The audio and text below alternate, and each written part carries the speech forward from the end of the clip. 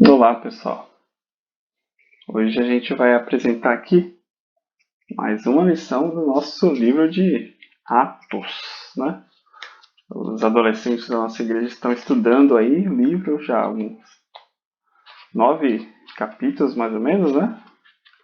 Hoje é o capítulo 9 da nossa revista aí, né? Então, da nossa revista O Espírito em Ação, né? Mais um livro aí do John Stott que está nos ajudando a estudar melhor a Bíblia, né? E assim, eu sempre recapitulo um pouquinho como aconteceu em episódios passados, né? Então vamos lá. Em episódios passados, nós vimos aqui Estevão sendo apedrejado, né? E a gente é bom sempre guardar isso porque é importante esse fato, né? Quando Estevão é apedrejado, vou mostrar aqui um pequeno mapinha aqui, vamos viajar comigo aqui. Fiz um mapinha aqui que depois a gente compartilha com vocês aí. Bem, então prazer para quem não conhece aqui, ó, né? Temos aqui a região ali de Israel, onde aconteceu muitas das coisas que a gente vê relatado aí na Bíblia, né? Eu marquei alguns trechos aqui que a gente já leu, né? Nesse estudo de Atos, né? Por exemplo, marquei aqui a cidade de Jerusalém, onde tudo começou, né? Onde inclusive Jesus foi crucificado, né? A gente sabe que os discípulos eles ficaram ali e foi onde eles viram a ascensão de Jesus, né? Foi onde Jesus foi alçado aos céus, para onde ele subiu para o céu, né? E eles ficaram aqui, os discípulos ficaram um tempo aqui, até que o Estevão foi apedrejado, né? O Pedro chegou lá, o Estevão chegou lá no templo, né? Fazia coisas boas, mas ele falou de Jesus, né? Falou que Jesus era a verdade e o povo o apedrejou por heresia, né? E aí os cristãos da região lá ficaram apavorados, né? A gente vai ver nesse... É, talvez hoje eu não vá ler tanto aqui nesse vídeo os textos bíblicos, né? Mas a gente está tudo se baseando aí no trecho de Atos capítulo 11 do versículo 19 até o Atos capítulo 12 versículo 24. Ou só para terminar ali o trecho até o versículo 25. Então, mas o que acontece nesse trecho, né? Então, a gente vê o evangelho sendo pregado em Antioquia. Antioquia que eu vou mostrar aqui, ó. Você vê que a galera começa a andar bastante, né? Aqui, ó, Antioquia, saindo de Jerusalém para Antioquia, né? Como é que esse evangelho começou a ser pregado ali. Mas na aula passada, a gente, então, vimos que essa morte de Estevão fez o pessoal começar a se espalhar. E em aulas mais recentes vimos também a conversão de Cornélio. Por que essa conversão foi importante? Porque é uma conversão que fala num dos primeiros gentios a se converterem aí ao cristianismo, né? Então foi onde Pedro viu que, poxa, esse rapaz aqui, né? Não essa ilustração, mas um centurião romano, né? Um inimigo dos judeus, praticamente, podemos dizer assim. Ele recebeu o Espírito Santo, recebeu a salvação. E Pedro ficou assim admirado porque agora a salvação chegou aos gentios também, né? E quem são os gentios? Todo mundo, né? Gentios é todo mundo, toda essa galera aqui, ó. Esse aqui é Israel, né? Todo mundo que mora para cá, para fora, que vem dessas regiões de fora, são gentios. Ou todos que não se convertessem ao judaísmo, né? Que não eram judeus. Então, puxa, muita gente aqui nessa região aqui né, não era judeu. O próprio Cornélio, ele veio, era um italiano, como eles chamam, né? Então a Itália aqui já era essa península da Itália aqui. Eram vários reinos na época, mas, né, tudo o Império Romano aqui, ó, né? Então o Império Romano via toda essa região aqui, pegava a Grécia e tal, vinha até aqui, né? O Cornélio estava lá justamente porque ele trabalhava com o Império Romano. Ok, né? Então vemos o Evangelho chegando aos gentios, né? Esse Evangelho vai chegar lá em Antioquia, né? Ao mesmo tempo, vemos em aulas passadas também que o Saulo, né? Aquele que mesmo que viu o Estevão, deixa eu voltar aqui, aquele que viu Estevão sendo apedrejado e consentiu na morte dele, né? Um rapaz chamado Saulo, né? Ele está indo atrás de cristãos, está indo em direção a Damasco, né? Ele estava com o cavalo dele vindo por aqui e tal. Damasco hoje é uma cidade grande, é bela, né? Mas ele estava indo para essa cidade quando Jesus falou com ele, né? E ele teve uma visão com Jesus, ele se converteu, né?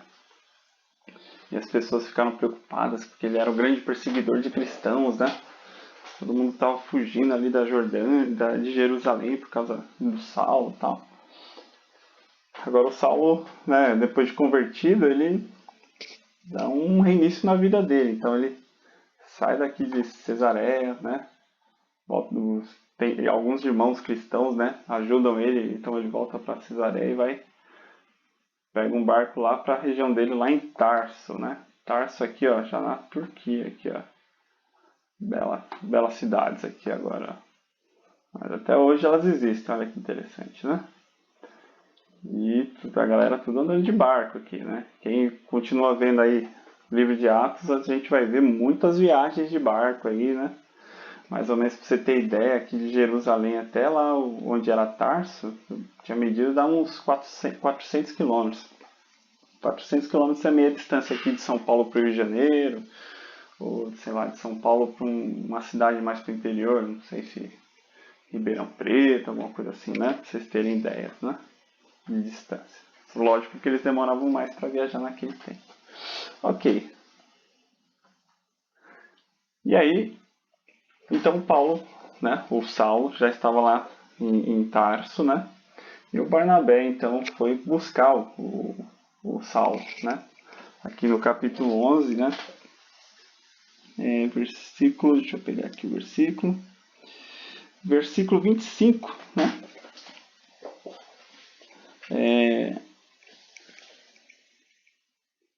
Ok, né? Deixa eu voltar um pouquinho antes. No versículo 22 fala que o Barnabé, né? Chegou a notícia dessas coisas aos ouvidos da igreja em Jerusalém e vieram Barnabé a Antioquia. Então o Barnabé foi lá para Antioquia. Quando chegou e viu a graça de Deus e se alegrou, exortava a todos a perseverarem no Senhor com firmeza de coração. Porque era homem de bem, cheio do Espírito Santo, de fé, e muita gente se uniu ao Senhor. Lá em Antioquia estava formando uma igreja grande. Aí partiu, pois, Barnabé para Tarso em busca de Saulo. E quando encontrou Saulo, né, tendo achado, levou-o para Antioquia. Então, o Barnabé sai daqui de Antioquia, né? Opa, vem aqui, Saulo. Achou o Saulo, trouxe o Saulo de volta. E o Barnabé e o Saulo ficaram um ano pregando aqui nessa região aqui, ó, bem distante já de Jerusalém, né? Se for pensar ali, bem distante já dos judeus, né? Ficaram lá em Antioquia. E é interessante como a palavra de Deus fala aqui no versículo 27, né? Naqueles dias desceram profetas de Jerusalém para Antioquia. Né? Engraçado a gente ver nesse sentido, né? Desceram de Jerusalém para Antioquia. Como assim desceram, né? Parece que para a gente está subindo, né? É que o pessoal usava o mapa ao contrário ali, né? Provavelmente Jerusalém estava aqui em cima, não embaixo, para eles, na referência, né? Isso aí depois a gente comenta melhor em umas outras aulas aí, né? Mas nem sempre o norte precisa ser em cima, no sul para baixo, tá? Então desceram de Jerusalém para Antioquia, né? E apareceu um profeta, né? Um profeta cristão chamado, deixa eu ver aqui. Deixa eu antecipar um pouquinho. Todo aquele reino ali, né? Todo aquele império era cuidado por esse era dominado por um imperador romano chamado Claudius, que é esse senhor aqui. Né? O que fazia parte do Império Romano nessa época aí do primeiro século, né? Aqui está Roma, né? Itália, famosa Itália aí, né? Por aqui está Jerusalém, ó. Tem aqui o marzão aqui, ó, Jerusalém. Antioquia já está por aqui, Tarso estava aqui, ó. Tudo faz parte do Império Romano, né? Esses verdinhos são administrações especiais, mas no fim das contas tudo romano, né? Até aqui Egito, tudo, né? Quem viu a história de Cleópatra lá, né? Sabe que não era do Egito, mas era do Império Romano também, então tudo, né? Nessa época, então, ele dominava grande região aqui, né? E vem um profeta aí, cristão, a gente não ouve falar tanto dele, né? Mas um profeta chamado Ágabos, né? Está aqui no versículo 28. Levantou um profeta, então, de nome Ágabo, que dava a entender pelo Espírito que haveria uma grande fome por todo o mundo, o qual ocorreu no tempo de Cláudio. Ele avisou, né? Ele lá em Antioquia, né? Esse profeta, ele estava com... Ele dizem as tradições, né? Os registros históricos, que esse Ágabos, ele era um dos 70 discípulos de Jesus, né? Que andavam com ele. Não eram só 12 apóstolos, né? Tinha mais gente que seguia Jesus diretamente. E o Ágabo, ele também esteve no Pentecostes, ele viu Jesus sendo subindo aos céus, né? Então ele também conhecia muita coisa e ele tinha o dom da profecia, né? A gente vai ver lá em Atos depois, lá pro capítulo 20 e 21, que ele também vai contar uma profecia para o Paulo nesse momento, para o Saulo, né? Mas aqui ele faz uma profecia lá em Antioquia, né? Ele avisa que aqui em Antioquia que vai ter uma grande fome, né, por toda a região, né? Uma seca, né? Alguma coisa eles teriam falta de alimento. E aí, né? Que o negócio ia ficar feio lá na região, iam passar fome. Então o que os cristãos começaram a fazer? Os cristãos aqui de Antioquia começaram a juntar recursos, começaram a juntar comida, ouro, né? Comida assim eram grãos, né? Cereais, né? Essas coisas. E falaram para o Paulo e o Barnabé que estavam lá trazerem essa comida toda, né? Eles pegaram aqui, provavelmente eles pegaram um barco, tá? Podem ter vindo a pé também, mas acho mais difícil. Eles devem ter pego um barco, né? Que eles vieram com uma carga e vieram para Jerusalém, né? E deixaram mantimentos ali para o pessoal de Jerusalém, para antes que começasse a fome, né? Esse texto lembra muito aquela história de José no Egito, né? Que ele pediu pro faraó fazer silos, depósitos para guardar grãos durante 7 anos, tal, né? E aí o Egito não teve fome lá na antiguidade, né? E aqui novamente, né? A gente vê o Espírito Santo, né? Leva o Ágabos lá para Antioquia, né? Ele sai de Jerusalém, vai lá para Antioquia, fala, ó, vai ter fome, né? Então o pessoal lá em Antioquia mandou recursos para Jerusalém, e aí quando chegou a fome, Jerusalém tinha como a igreja em Jerusalém ajudava, né? Os necessitados, né? Como a igreja já fazia lá na época a gente falou do tempo de Ananias e Safira, né? Que eles dividiam tudo, né? Conforme os necessitados, né? Então aqui, durante a fome nesse império de Cláudio, né? Eles tiveram recursos, né? É interessante que essa fome, né? O pessoal encontrou os registros históricos dessa fome, né? De toda essa dificuldade, esse problema aí, né? No Império de Cláudio, né? Tem um historiador judeu famoso aí, que é o Joséfos, né? Ele cita, né? Esse mesmo trecho que Lucas fala aqui no livro de Atos, né? Tem outros registros históricos que falam de uma fome, aliás, bem avassaladora ali, né? Muita gente morreu de fome, né? Muita gente morreu numa seca. Provavelmente onde você plantava trigo começou a ficar assim, né? Não é fácil. Então você vê como foi importante o Espírito Santo ajudar ali na igreja.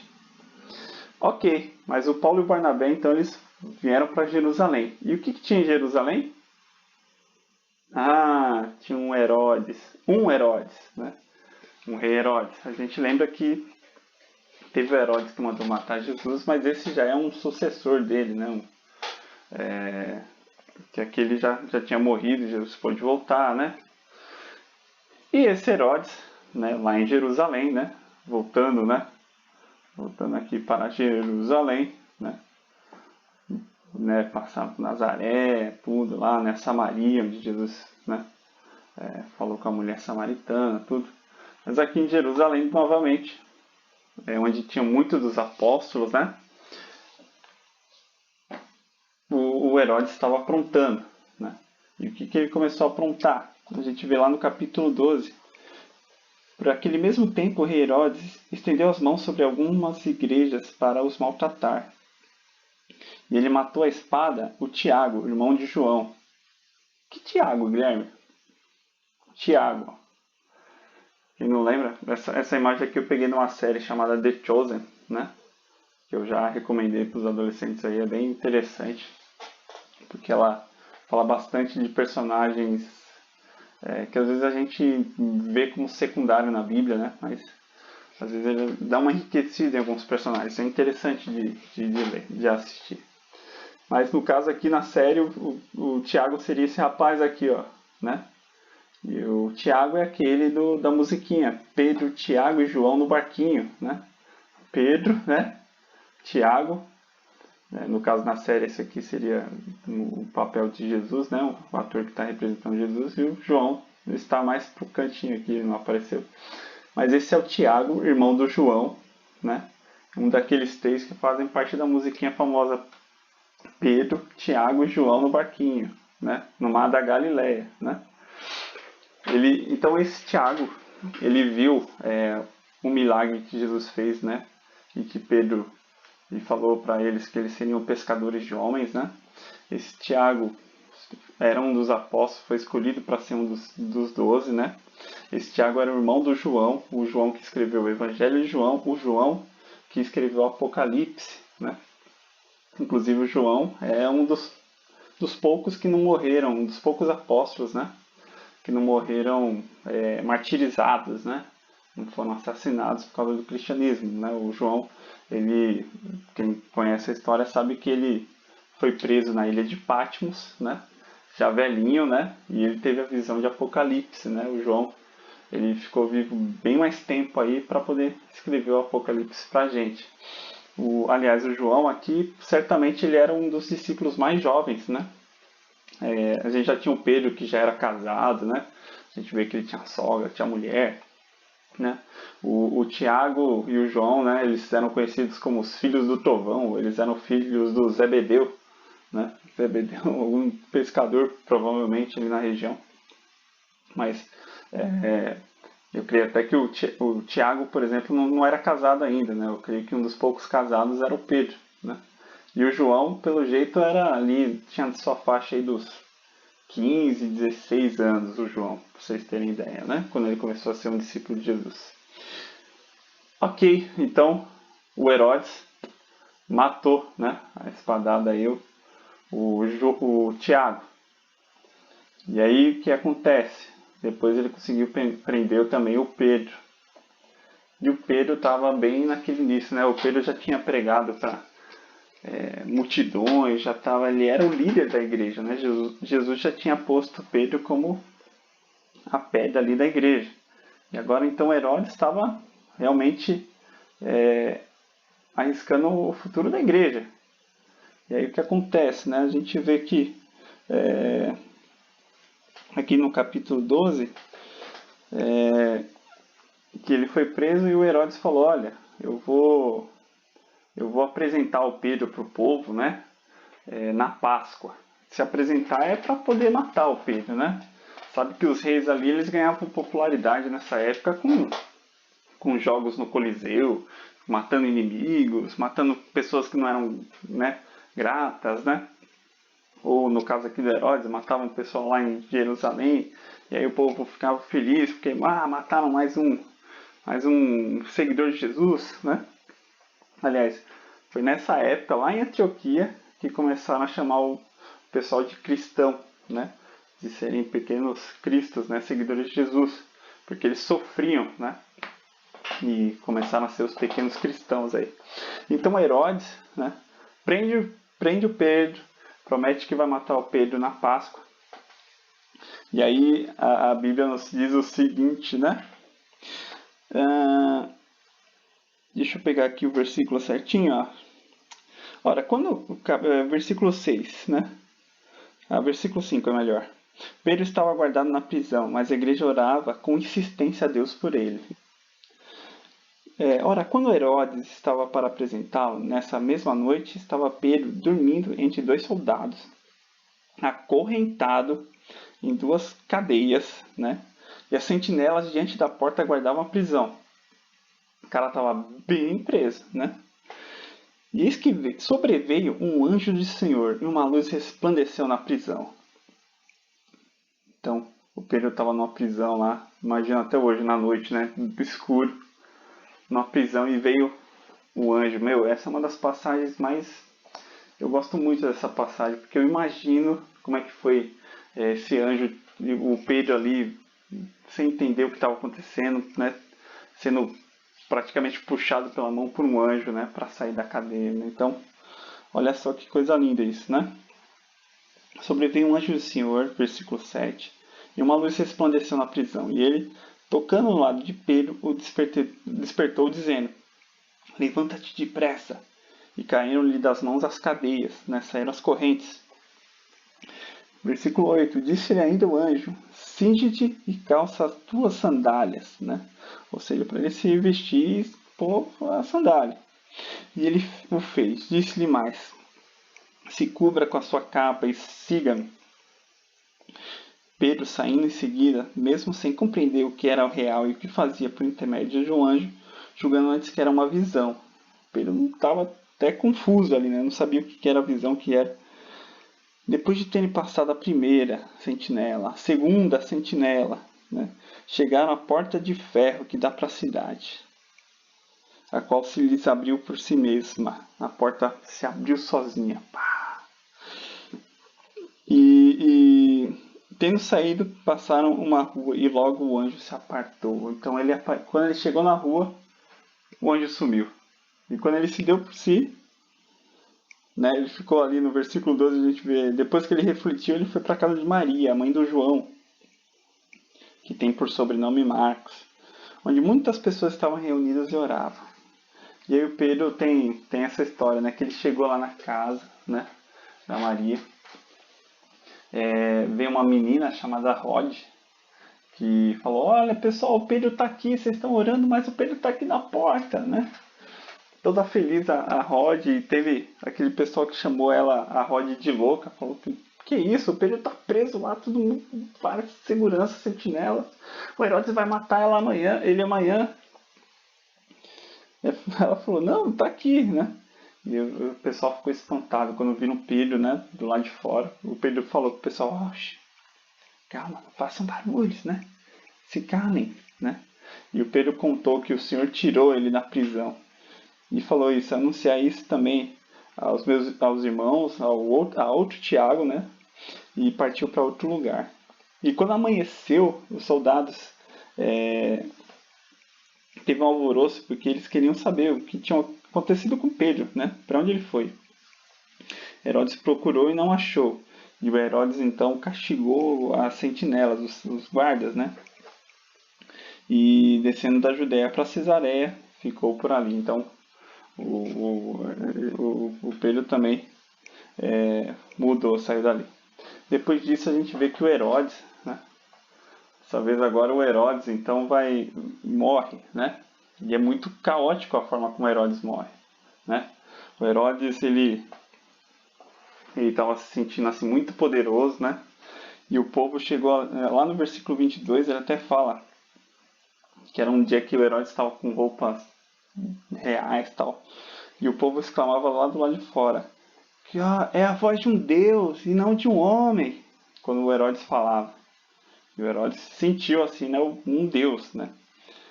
Cara, no versículo 23, no mesmo instante o anjo do Senhor feriu Herodes, né? E porque ele não deu glória a Deus e ele foi comido de vermes, né? Vermes começaram a comê-lo, assim, coisa horrível. E aí a palavra de Deus crescia, né? E o evangelho começou a espalhar aqui para o mundo, né? Meus pontinhos aqui que eu marquei para onde o evangelho já estava indo em Atos, ó, já tem até lá na Etiópia, lá embaixo, lá, ó, por causa da história do eunuco que a gente contou semanas atrás, né? Então a gente já vê aqui o evangelho, aqui a igreja crescendo, né? Hoje para onde é o Líbano, já estava no Chipre, já estava lá na Turquia, né? Eu estava aqui espalhando para todas as regiões, né? Até aqui para baixo, Gaza, teve discípulos que vieram para o sul, né? Teve discípulo que veio invadindo aqui o deserto, né? Então você vê, a igreja ela sofreu, mas a igreja ela crescia. E esse último versículo eu acho que é o grande resumo desse todo esse capítulo que a gente leu aqui, ó. Que fala assim, o versículo 24, né? E a palavra de Deus crescia e se multiplicava. Então, quando a gente está sofrendo perseguição, né? Podem ter gente matando, né? Mataram Estevão, o pessoal começou a se espalhar, né? O Paulo estava perseguindo gente lá em Damasco, né? Opa, né? Deus fez o Paulo ser convertido ali, né? Né? E teve a fome, né? Quando o pessoal já estava lá para Antioquia, já teve a fome, o Espírito Santo vai lá, né? Usa o profeta Ágabos para avisar o pessoal de, olha, prepare-se, né? Ajudou o pessoal a juntar comida ali, levaram para Jerusalém, né? E a igreja só crescia com isso. O Herodes então vai lá, mata o Tiago, né? Prende o Pedro. Mas aí o anjo vai lá e solta o Pedro, né? Milagrosamente. E aí o próprio Herodes, né? Morre em seguida. Então a gente vê aí o que parece que a igreja está indo para um momento baixo, mas no fim desse capítulo ela sofre, mas ela termina mais forte do que antes. Então espero que todo mundo retire essa lição aí. Se você está firme com Deus, você pode sofrer, mas Deus está fazendo tudo isso para você crescer, para você ficar mais forte, né? Pessoal, obrigado e domingo a gente fala mais aí na nossa aula ao vivo, tá bom? Fique com Deus e até mais.